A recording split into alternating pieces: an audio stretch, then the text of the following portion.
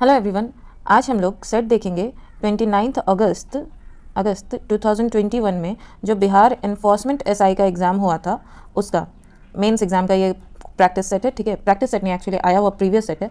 तो इस क्वेश्चंस को, इस वीडियो को पूरा देखिएगा ताकि आपको आइडिया हो जाए कि एग्ज़ाम में किस तरह के क्वेश्चंस आते हैं और आपकी तैयारी बहुत अच्छे से हो जाए। ठीक है, तो पहले क्वेश्चन से शुरुआत करते हैं। पहला क्वेश्चन है, इंडियन सोशल कॉन्फ्रेंस की स्थापना कब की गई थी? तो इसकी स्थापना की गई थी 1887 ईस्वी में। ठीक है, इसकी स्थापना की थी महादेव गोविंद रानाडे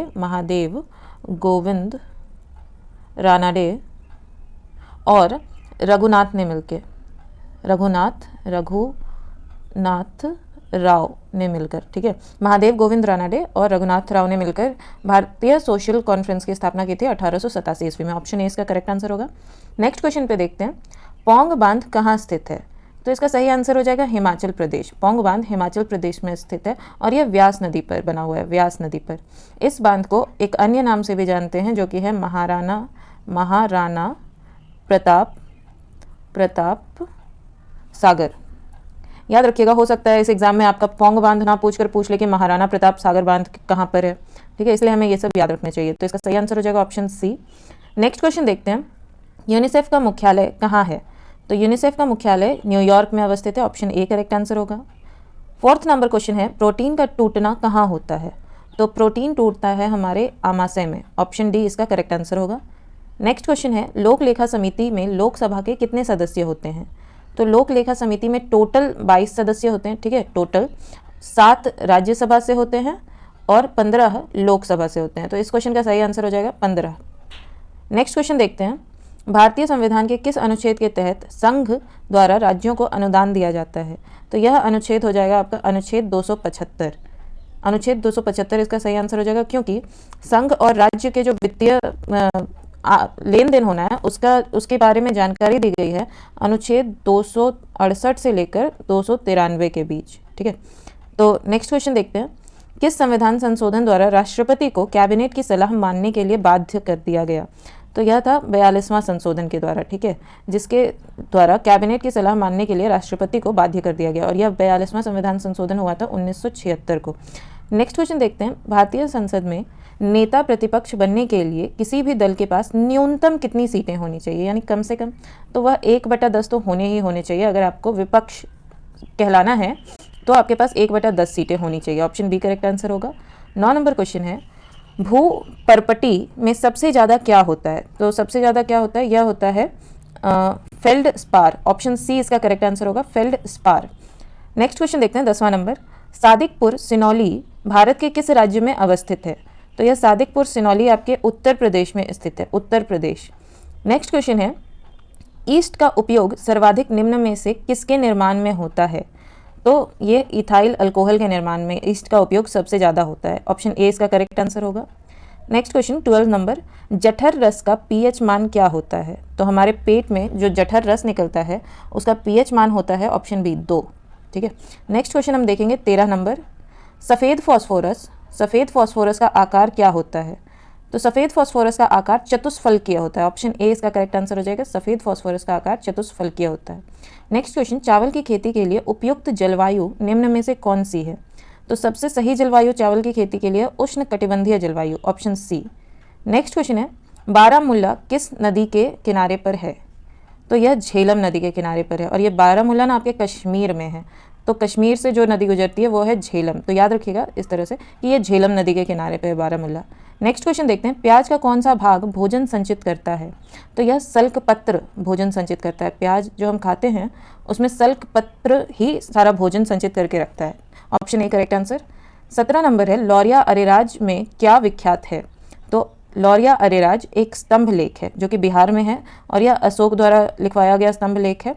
और बिहार में और 2 स्तंभ लेख हैं जो कि अशोक ने लिखवाए हैं, वो है लौरिया नंदनगढ़ और रामपुरवा अभिलेख। ठीक है, नेक्स्ट क्वेश्चन देखते हैं, प्रथम भारतीय पुरापाषाण कलाकृति कहाँ से प्राप्त हुआ है? तो प्रथम भारतीय पुरापाषाण कलाकृति प्राप्त हुई है आपके पोल्लावरम से, पोल्लावरम। ऑप्शन डी इसका करेक्ट आंसर हो जाएगा। दोस्तों, मैंने खान सर ने जो बीपीएससी, सीडीपीओ और बिहार एसआई के लिए जो स्पेशल मॉक टेस्ट दिए हैं वो भी मैंने अपने चैनल पे कवर करवाया हुआ है। 5 मॉक टेस्ट अभी तक कवर हो चुके हैं। अगर आपने उसे नहीं देखा तो लिंक आपको डिस्क्रिप्शन बॉक्स में मिल जाएगी, आप देख सकते हैं, यानी तो मेरे चैनल पे डायरेक्टली जाकर भी देख सकते हैं। नेक्स्ट क्वेश्चन देखते हैं 19 नंबर। कोरापुट किस लिए प्रसिद्ध है? कोरापुट प्रसिद्ध है अपने बॉक्साइट अयस्क के लिए। 19 नंबर का सही आंसर हो जाएगा ऑप्शन सी, बॉक्साइट अयस्क के लिए कोरापुट प्रसिद्ध है। नेक्स्ट क्वेश्चन है भारतीय संविधान के कौन से अनुच्छेद में उच्च न्यायालय के अंतरण से संबंधित है? तो यह अनुच्छेद है 228, ऑप्शन सी इसका करेक्ट आंसर हो जाएगा। नेक्स्ट क्वेश्चन देखते हैं थाईपुसम त्योहार किस राज्य में मनाया जाता है? तो यह थाईपुसम त्योहार तमिलनाडु में मनाया जाता है, ऑप्शन डी इसका करेक्ट आंसर होगा, तमिलनाडु। उड़ीसा में रजपर्वा त्योहार मनाया जाता है, रजपर्वा त्योहार, यह कृषि से संबंधित त्योहार है। केरल में ओणम मनाया जाता है, ओणम। और बिहार का फेमस छठ, हम सभी जानते हैं बिहार का फेमस छठ, तो इसका सही आंसर ऑप्शन डी तमिलनाडु हो जाएगा। नेक्स्ट क्वेश्चन देखते हैं काजू की खेती के लिए कौन सी मिट्टी उपयुक्त होती है? तो काजू की खेती के लिए लैटेराइट मिट्टी सबसे ज़्यादा सही मिट्टी मानी जाती है, ऑप्शन बी इसका सही आंसर होगा। 23 नंबर है मोटर गाड़ी से निकलने वाला सबसे हानिकारक प्रदूषक है? तो यह सबसे हानिकारक प्रदूषक है कार्बन मोनोऑक्साइड। इसको सबसे हानिकारक इसलिए कहते हैं क्योंकि यह हीमोग्लोबिन, मतलब जब ये अगर हमारे सांस के साथ ये अंदर गया तो ये हीमोग्लोबिन के साथ जाकर मिल जाता है और ऑक्सीजन सारी खत्म कर लेता है, मतलब ऑक्सीजन ये अपने में ले लेता है और कार्बन डाइऑक्साइड क्रिएट कर देता है, तो हमारे किसी भी सेल को ऑक्सीजन नहीं पहुंच पाती और हमारी मृत्यु हो जाती है, इसीलिए सबसे खतरनाक गैस है कार्बन मोनोऑक्साइड। नेक्स्ट क्वेश्चन देखते हैं प्रकाश और ध्वनि में अंतर निम्न कारणों से होता है? तो इसका जो कारण है वह है ध्रुवीकरण। इसी ध्रुवीकरण के कारण प्रकाश और ध्वनि में अंतर होता है, ऑप्शन ए करेक्ट आंसर हो जाएगा। 25 नंबर क्वेश्चन कह रहा है कि कांवर झील किस राज्य में स्थित है? तो यह हमारे बिहार में स्थित है, ठीक है, ऑप्शन सी करेक्ट आंसर हो जाएगा। और बिहार में कहाँ? तो बेगूसराय में, बेगूसराय में, ठीक है। नेक्स्ट क्वेश्चन देखते हैं 26 नंबर। 26 नंबर क्वेश्चन कह रहा है पहला सूक्ष्मरोधी दवाई कौन सी थी? पहला सूक्ष्मरोधी दवाई थी सल्फा ड्रग। सल्फा ड्रग ये बैक्टीरिया मारता नहीं है, लेकिन बैक्टीरिया को पनपने की जो भी एनवायरनमेंट होती है उसी को ही खत्म कर देता है, यानी उसे बढ़ने नहीं देता, ठीक है। तो याद रखिएगा पहला सूक्ष्मरोधी दवाई सल्फा ड्रग थी। नेक्स्ट क्वेश्चन देखते हैं निम्न में से कौन सी धातु, मिश्र धातु, सर्वाधिक प्रत्यास्थ है? सबसे प्रत्यास्थ मतलब किसकी खिंचाव, किसमें खिंचाव सबसे ज़्यादा है? तो वो आपका स्टील हो जाएगा, ठीक है, सबसे ज़्यादा प्रत्यास्थ स्टील ही है। नेक्स्ट क्वेश्चन देखते हैं गंगा, गंडक तथा सोन नदी के संगम पर कौन सा शहर बसा हुआ है? गंगा, गंडक और सोन नदी पर। तो ये जो हमारा बिहार है, ठीक है, ये हमारा जो बिहार है, तो इधर से गंगा नदी प्रवेश करती है, गंगा, इधर से गंडक नदी प्रवेश करती है और यहाँ पर से सोन नदी, और ये जो संगम है ये पाटलिपुत्र है, यहाँ पाटलिपुत्र है। तो कौन सा शहर बसा हुआ है? इसीलिए ऑप्शन ए इसका करेक्ट आंसर हो जाएगा, पाटलिपुत्रा, ठीक है। नेक्स्ट क्वेश्चन देखते हैं निम्न में से किस तरंग का तरंग धैर्य सबसे कम होता है? तो इसमें सबसे कम तरंग धैर्य जिसका होगा वो होगा ऑप्शन डी, एक्स-रे। एक्स किरणों का तरंग धैर्य सबसे कम होता है। नेक्स्ट क्वेश्चन देखते हैं 30 नंबर। 1942 ईस्वी में भारत छोड़ो आंदोलन किस क्रांतिकारी ने जेल से भागकर भूमिगत होकर लड़ाई किया था? तो वह क्रांतिकारी थे D, option D, Jayaprakash Narayan. Next question देखते हैं 31 नंबर। राजा राम मोहन रॉय को राजा की उपाधि किस मुगल बादशाह ने दिया था? तो वह थे अकबर द्वितीय, जिन्होंने राम मोहन रॉय को राजा की उपाधि दी थी, ठीक है। नेक्स्ट क्वेश्चन देखते हैं भारत के किस राज्य में गर्तावास यानी गड्ढा घर का साक्ष्य मिलता है? तो वह मिलता है आपके जम्मू कश्मीर में। जम्मू कश्मीर में क्यों मिलता है गड्ढा घर का मतलब साक्ष्य? क्योंकि जम्मू कश्मीर में बहुत ज़्यादा ठंड होती है और जब आप मतलब ज़मीन के थोड़ा नीचे होते हैं ना, तो हवाएं आप पर उतना इम्पैक्ट नहीं डाल पाती है जितना कि ज़मीन के ऊपर, और ज़मीन के अंदर थोड़ी सी मतलब जमीन सतह के मुकाबले ज़मीन के नीचे थोड़ा गर्माहट कुछ डिग्री ज़्यादा रहती है, इसीलिए वहाँ लोग थोड़ा गड्ढे में घर बनाते थे, इसीलिए साक्ष्य जम्मू कश्मीर में मिलते हैं, ठीक है, याद रखिएगा। नेक्स्ट क्वेश्चन है 33 नंबर। अशोक का नाम किस शिलालेख में अशोक मिलता है? तो यह आपके मास्की और गुर्जरा अभिलेख में मिलता है, गुर्जरा अभिलेख में, ठीक है। मास्की अभिलेख आपके कर्नाटक में है, कर्नाटक, और गुर्जरा अभिलेख आपके एमपी में है, ठीक है। ऑप्शन ए इस क्वेश्चन का सही आंसर हो जाएगा, मास्की अभिलेख। अशोक का नाम किस शिलालेख में अशोक मिलता है? तो मास्की अभिलेख में। नेक्स्ट क्वेश्चन देखते हैं होनरू जलप्रपात किस नदी पर अवस्थित है? तो होनरू जलप्रपात अवस्थित है स्वर्ण रेखा नदी पर, ऑप्शन सी इसका करेक्ट आंसर होगा। नेक्स्ट क्वेश्चन है पारिस्थितिकी तंत्र में ऊर्जा का मुख्य स्रोत क्या है? तो पारिस्थितिकी तंत्र में ऊर्जा का जो मुख्य स्रोत है वह है सूर्य, क्योंकि अगर सूर्य ही नहीं होगा तो पौधे किससे अपना भोजन बनाएंगे, और पौधे यदि भोजन नहीं बनाएंगे, प्लांट्स अगर भोजन नहीं बनाएंगे तो हम क्या खाएंगे? ठीक है, इसीलिए ऊर्जा का सबसे मुख्य स्रोत सूर्य है। नेक्स्ट क्वेश्चन देखते हैं 36 नंबर, भारतीय वनस्पति सर्वेक्षण संस्थान कहाँ है? तो भारतीय वनस्पति सर्वेक्षण संस्थान कोलकाता में है, कोलकाता में है। ऑप्शन सी इसका करेक्ट आंसर होगा। 37 का करेक्ट आंसर है, नमक कानून तोड़कर गांधी जी ने किस आंदोलन की शुरुआत की थी? तो इसका आंसर तो इन दोनों ऑप्शन में ही मिल जाता है, आपको बाकी दो ऑप्शन देखने की भी जरूरत नहीं है। और इसका सही आंसर है ऑप्शन ए, सविनय अवज्ञा आंदोलन। 1930 में शुरुआत हुई थी सविनय अवज्ञा आंदोलन, और गांधी जी ने नमक कानून तोड़ा था 6 अप्रैल 1930 को। और शुरुआत जो यात्रा की हुई थी, दांडी मार्च की शुरुआत हुई थी 12 मार्च 1930 को। ठीक है, ये सारा फैक्ट्स इंपॉर्टेंट है, याद रखिएगा। नेक्स्ट क्वेश्चन देखते हैं 38 नंबर, राष्ट्रीय सरसों अनुसंधान संस्थान कहाँ स्थित है? तो राष्ट्रीय सरसों अनुसंधान संस्थान मध्य प्रदेश में स्थित है। ऑप्शन ए इसका करेक्ट आंसर हो जाएगा, मध्य प्रदेश। ठीक है, सॉरी मैंने गलत करा दिया है, इसका आंसर मध्य प्रदेश नहीं होगा, बल्कि मध्य प्रदेश नहीं होगा, इसका आंसर डी हो जाएगा, राजस्थान। आई एम सॉरी, थोड़ा सा मिस्टेक हो गया।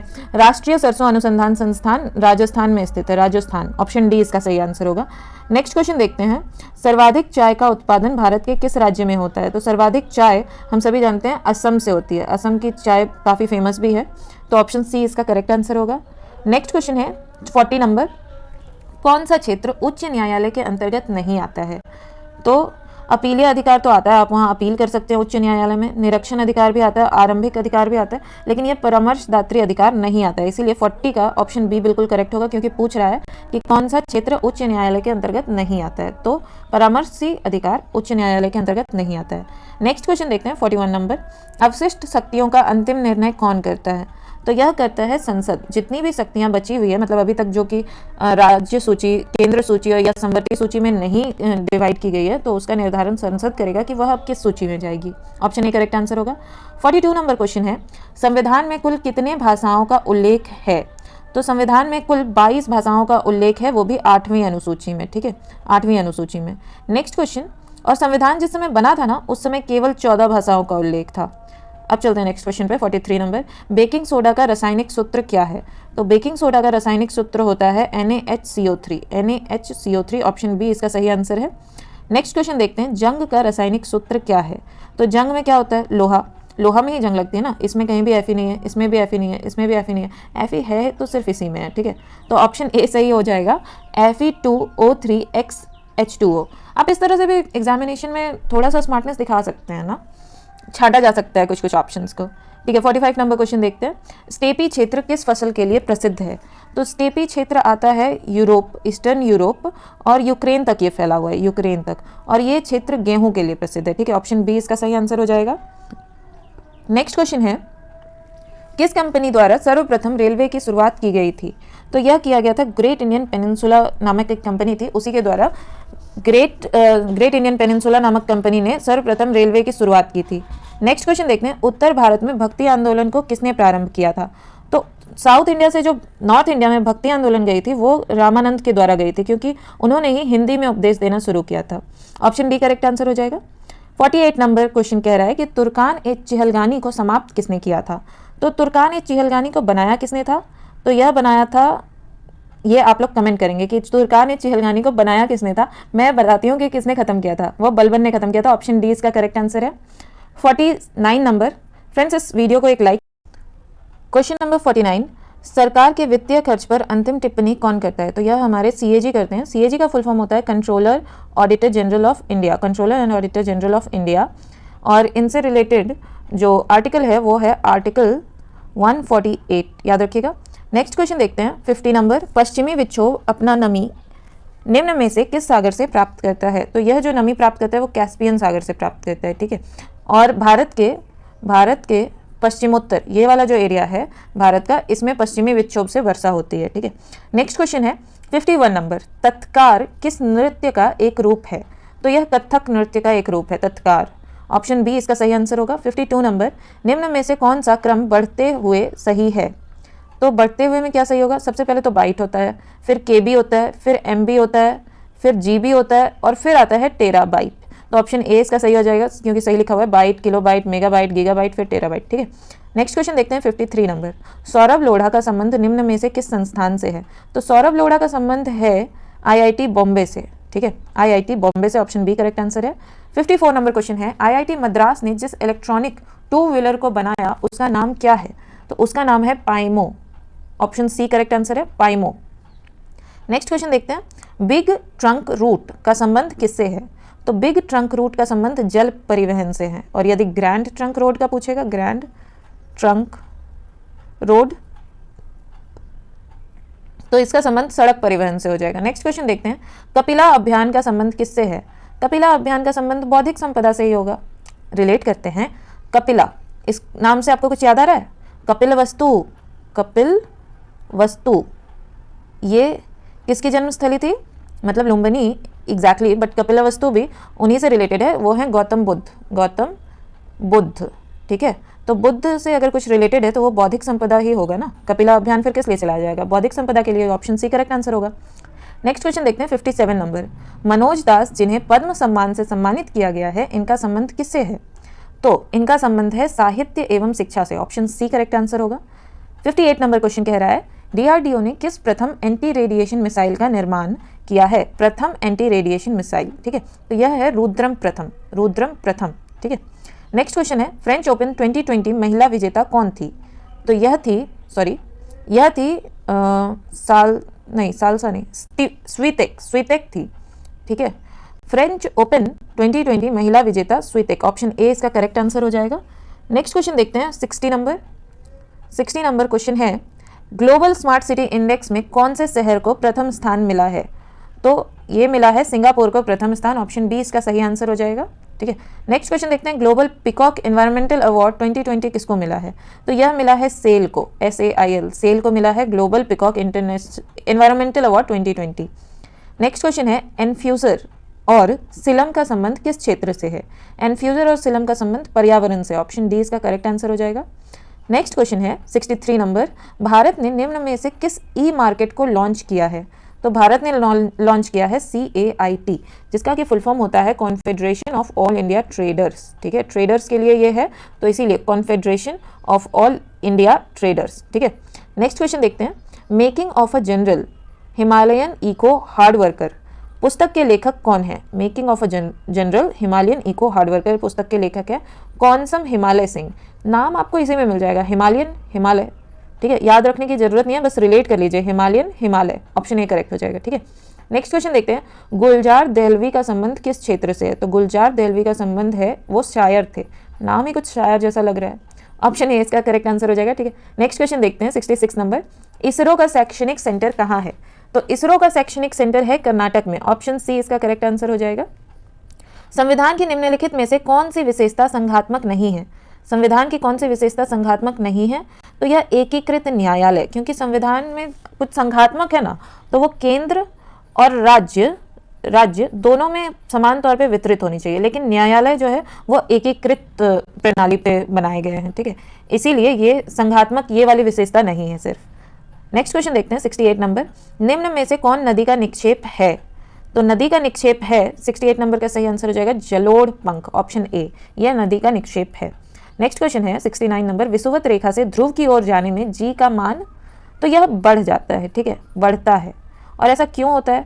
क्योंकि ये देखिए, ये हमारा पृथ्वी हो गया ना, और इसके केंद्र में ही होगा ना, केंद्र में होगा गुरुत्वाकर्षण, ठीक है, और ये इस तरफ ये थोड़ा दूर है, इक्वेटर में चारों तरफ इसका सिमिलर है, बट ये जो इसका नॉर्थ पोल या साउथ पोल है ना, ये इससे थोड़ा दूर है, ठीक है, इसीलिए इस तरफ जाते हुए थोड़ा ज़्यादा बढ़ जाता है ग्रेविटेशन का मान। नेक्स्ट क्वेश्चन देखते हैं, कैंसर की जांच निम्न में से कौन है? तो कैंसर की जांच कौन है? तो यह है ऑप्शन डी, बायोप्सी होता है। अगर आपको कैंसर की जांच करानी है तो वो बायोप्सी करते हैं, ठीक है। एलिसा टेस्ट आपके एड्स के लिए होता है, एड्स के लिए, और विडाल टेस्ट शायद टाइफॉइड के लिए होता है, मैं कंफर्म नहीं हूँ, आप एक बार चेक करके प्लीज़ कमेंट बॉक्स में आंसर कीजिएगा, ठीक है। नेक्स्ट क्वेश्चन देखते हैं 71 नंबर, विश्व मानवाधिकार दिवस कब मनाया जाता है? तो यह मनाया जाता है ऑप्शन ए 10 दिसंबर को, ठीक है, विश्व मानवाधिकार दिवस 10 दिसंबर को। 72 नंबर देखते हैं, कोरबा कहाँ अवस्थित है? 72 नंबर, कोरबा हमारे छत्तीसगढ़ में है, छत्तीसगढ़ में कोरबा। गाड़ी में ब्रेक लगने पर किस कारण यात्री आगे की ओर झुकते हैं? तो इसका सही आंसर हो जाएगा ऑप्शन डी, जड़त्व के कारण। नेक्स्ट क्वेश्चन देखते हैं, राज्यपाल का विशेषाधिकार का संबंध निम्न में से किससे है? तो यह दोनों हो जाएगा, ठीक है। ऑप्शन सी इसका करेक्ट आंसर हो जाएगा, यानी संवैधानिक विशेषाधिकार और अप्रत्यक्ष विशेषाधिकार, इनका संबंध दोनों से ही होता है, ठीक है। नेक्स्ट क्वेश्चन देखते हैं 75 नंबर। पंजाब के किस शहर को पहले रामदासपुर के नाम से जाना जाता था? तो इसमें से कौन सा सही आंसर हो जाएगा? तो इसका सही आंसर हो जाएगा अमृतसर। एक्चुअली पहले मुझे भी इसका आंसर नहीं पता था, जब मैं ये टेस्ट अटेम्प्ट कर रही थी ना, तो मुझे भी इसका आंसर नहीं पता था, लेकिन मुझे एक कहानी पता थी, मतलब फैक्ट हिस्ट्री पता थी कि अकबर ने सिख गुरु रामदास को 500 एकड़ जमीन दी थी, ठीक है, एक सरोवर बनाने के लिए, और रामदास ने ही एक सरोवर बनाया था जिसका नाम अमृतसर रखा था। तो मैंने सोचा कि इसका आंसर अमृतसर हो सकता है और ये सही आंसर था, ठीक है। तो आप लोग इस तरह से हिस्ट्री अगर याद रहे तो आप लोग आंसर लगा सकते हैं, ठीक है। तो पढ़ाई अच्छे से किया कीजिए, क्योंकि एग्जाम में कब क्या कहानी याद रह जाए और काम कर जाए कुछ नहीं पता। अब इसके आगे मैथ्स और रीजनिंग के क्वेश्चंस होंगे, अगर आप चाहते हैं इसके भी वीडियो तो कमेंट बॉक्स में कमेंट करें, मैं तब बना दूंगी इसके वीडियोस, अदरवाइज मैं सिर्फ आंसर बता देती हूँ, ठीक है, ताकि आप यदि खुद से भी सॉल्व करें तो आपको आंसर तो सही पता रहे, वीडियो तो आप पॉज कर करके कर ही लेंगे सॉल्व। तो 76 का सही आंसर हो जाएगा, 76 का सही आंसर है ऑप्शन बी, ठीक है। 77 का सही आंसर हो जाएगा, 77 का सही आंसर हो जाएगा ऑप्शन सी। 78 का सही आंसर है, 78 का सही आंसर है ऑप्शन बी। 79 का सही आंसर हो जाएगा ऑप्शन ए। 80 का सही आंसर हो जाएगा, 80 का सही आंसर हो जाएगा ऑप्शन डी। 81 का सही आंसर है, अब 81 का सही आंसर है सी। 82 का सही आंसर होगा, 82 का सही आंसर है ए। 83 का सही आंसर होगा, 83 का सही आंसर होगा, 83 का सही आंसर होगा ए। 84 का सही आंसर है ए। 85 का सही आंसर हो जाएगा, 85 का सही आंसर डी। 86 का सही आंसर हो जाएगा, 86 का सही आंसर हो जाएगा डी। 87 का सही आंसर होगा, 87 का सही आंसर होगा सी। 88 का सही आंसर, 88 का करेक्ट आंसर हो जाएगा ऑप्शन डी, ठीक है। 89 का करेक्ट आंसर होगा, 89 का करेक्ट आंसर ऑप्शन ए। 90 का करेक्ट आंसर, 90 का करेक्ट आंसर आपका हो जाएगा ऑप्शन सी। और 91 का, दोस्तों प्लीज़ इस वीडियो को एक लाइक कीजिएगा, उससे मुझे बहुत मोटिवेशन मिलेगी नेक्स्ट वीडियो को बनाने में। और इस चैनल को अगर अभी तक आपने सब्सक्राइब नहीं किया है तो प्लीज़ अब भी सब्सक्राइब कीजिए ऐसे ही और वीडियोज़ के लिए, ठीक है। 91 का सही आंसर हो जाएगा, 91 का सही आंसर है ऑप्शन बी। 92 का सही आंसर है, 92 का सही आंसर है ऑप्शन बी, सॉरी इसका बी नहीं है, इसका डी है। 92 का सही आंसर है डी। 93 का सही आंसर है ऑप्शन ए। 94 का सही आंसर होगा, 94 का सही आंसर है बी। 95 का सही आंसर हो जाएगा आपका ए।